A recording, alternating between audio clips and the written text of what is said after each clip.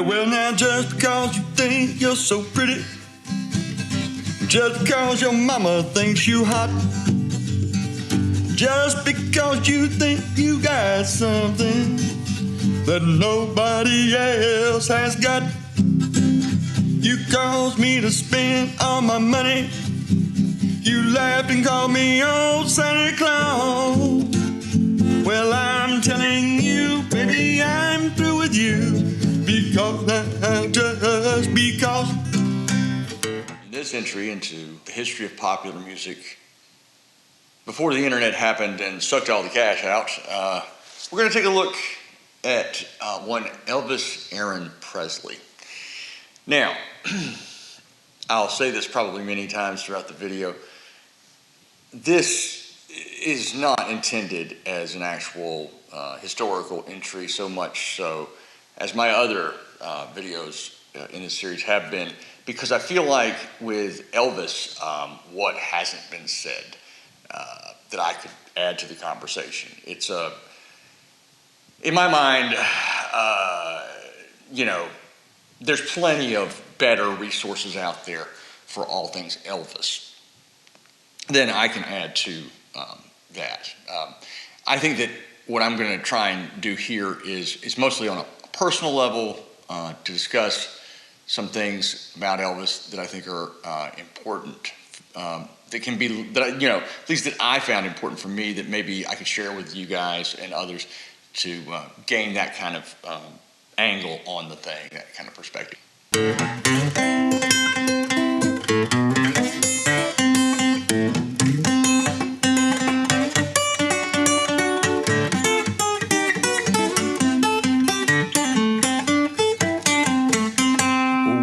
Well, now there'll come a time you'll be lonesome. There'll come a time when you'll be blue. There'll come a time when old Santa, he won't pay your bills for you. I want to go ahead and get, a couple things out of the way. Was Elvis guilty of cultural appropriation? Or, many people would argue that, he was guilty of cultural appropriation. And then others would say, well, no, he was the king of rock and roll. I love you because you understand, dear, every single thing I try to do. You're always there to lend a helping hand, dear. I love you most of all because you're you. From my point of view, Elvis is a product of his environment, a product of being born in Tupelo, Mississippi in the 1930s, growing up around black music and white music. He just borrowed liberally from either side. And like him or lump him, he's a product of his environment. He is who he is. He's not putting on airs. He's not trying to be somebody he's not. Whereas like if you say, I don't mean to throw anybody under the bus, but let's take Vanilla Ice, for instance. Vanilla Ice is like the poster child of cultural appropriation. But he's also the guy with the first platinum hip-hop record, first rap record to make platinum, right? And I think that to sort of, put this all in perspective, I think that is really, a key point, because regardless of what people may tell you, it turns out that the 1950s were even more racist than they are today. I know. Those were times that were even worse than they are today. I know that's a shock to some of you maybe, but, and I'm not just talking about in America. I'm talking about throughout the world. Because the thing that I think is lost is, at that time, because of bias, because of racism, and because of a significant amount of familiarity bias in particular, you weren't going to see Chuck Berry on the Steve Allen show singing to a hound dog. It wasn't going to happen. I don't know what else to tell anyone, but unfortunately, the fact that Elvis was a good-looking white kid meant that whatever he was doing, he was going to be seen. And when you talk about colonialism, for instance, when we talk about cultural appropriation, it's good to mention colonialism. In the post-war period, directly after the end of the Second World War, going into the Korean conflict, and of course the Cold War to come, it was already in effect at that point. When you look at this period of time, which is often referred to as the period of the American hegemony, it's important to note that there is what is called the First World, right? And then there was the Third World, right? Well, to sort of put that in a finer context, the First World spoke English. They were former English colonies. And these were marketplaces that where English language records are going to be sold, right? So whether that's Australia or whether that's Canada or whether that's, wherever, when you're talking about Elvis as a worldwide phenomenon, selling all these records to other English-speaking countries, and some of course, non-speaking English-speaking countries as well, but certainly ones that were part of, the European colonialism. That is the music industry. So I think that it's often lost on people that prior to World War II, we were in this thing called the Great Depression. And somehow or the other, post-war period, which led to the American hegemony, it's as if it was to go on forever and ever and ever ad infinitum, and as if that was just the way it was, and so, and that goes for everybody involved, however they may have been involved in it at that time, culturally, I should say. It begs to be highlighted because of the fact that, the conditions which made for that period of economic growth after the war were unprecedented.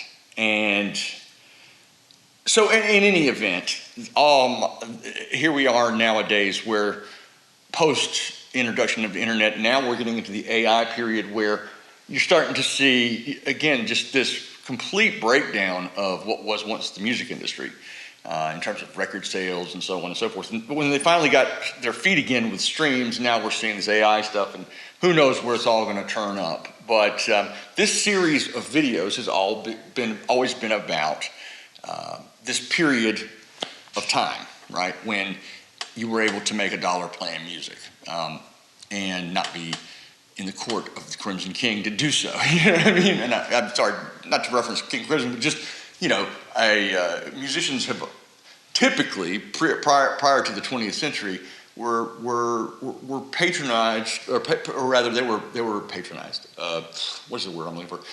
They were solicited by royal families or the wealthy to compose and write music for them and so on and so forth.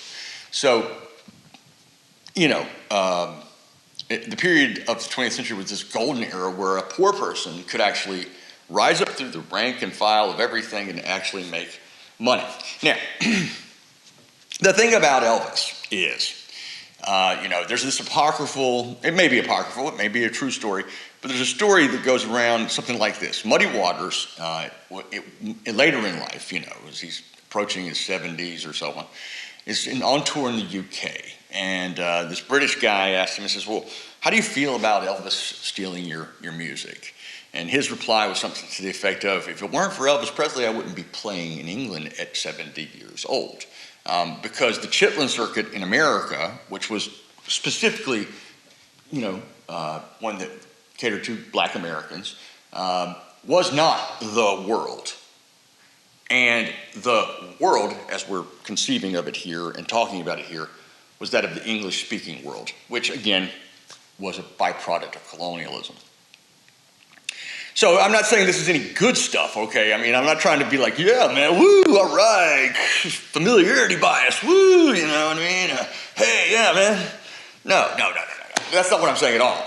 But I do think that Elvis gets a bad rap. I think Elvis has,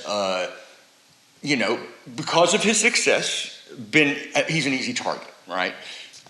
For a lot of different folks to make different claims. And I think that that's unfair a lot of the time. Because at the end of the day, he was a very talented guy who was also a product of his environment, an environment that has rapidly changed. Nowadays, that South that he came out of, that Mississippi he came out of, is gone. It's largely gone. I mean, I grew up in an era where it was remnants of it were still around, but nowadays, it really is kind of gone away. Let me double back and say, at the end of the day, it's not about where you're from anymore. And so, because culture in and of itself is not something that is genetic. It's not something that's ethnically based. It is based on environmental factors, largely.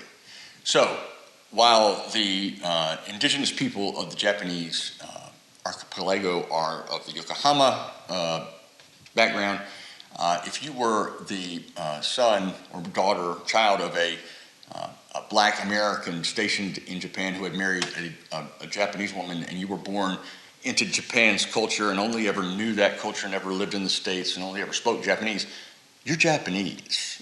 You know what I mean? So while there's this issue about like, oh my gosh, you hear the folks, you're not reproducing at a rapid enough rate to keep up with the death rate and so on, and so they're all going to go away. It's happening in Europe, it's happening in Japan, and blah, blah, blah, blah. That is true of those people in terms of their genetic makeup and so on that are that race, right? But that's not true of the culture, because the culture isn't race-based.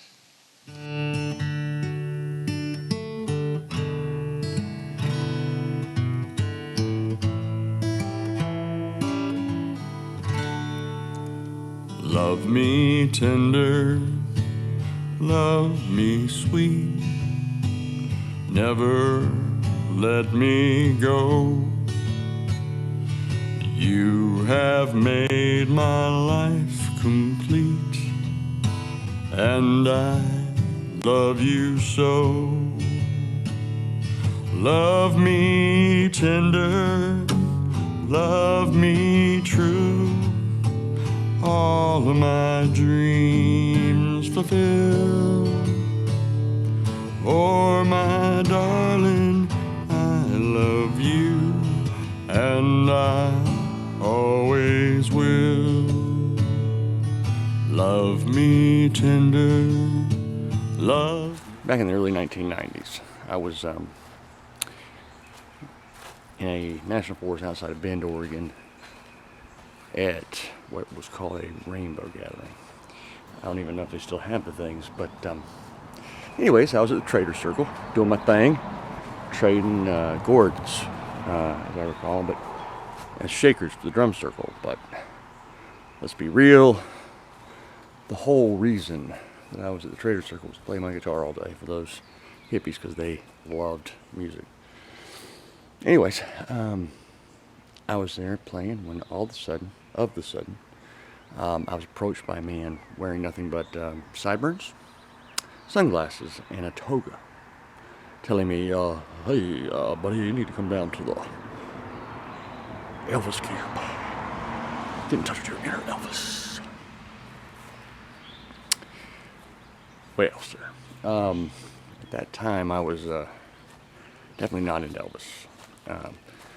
Culture wars, teenage years, let's just say I didn't fall on that side of the fence, And, but he was right.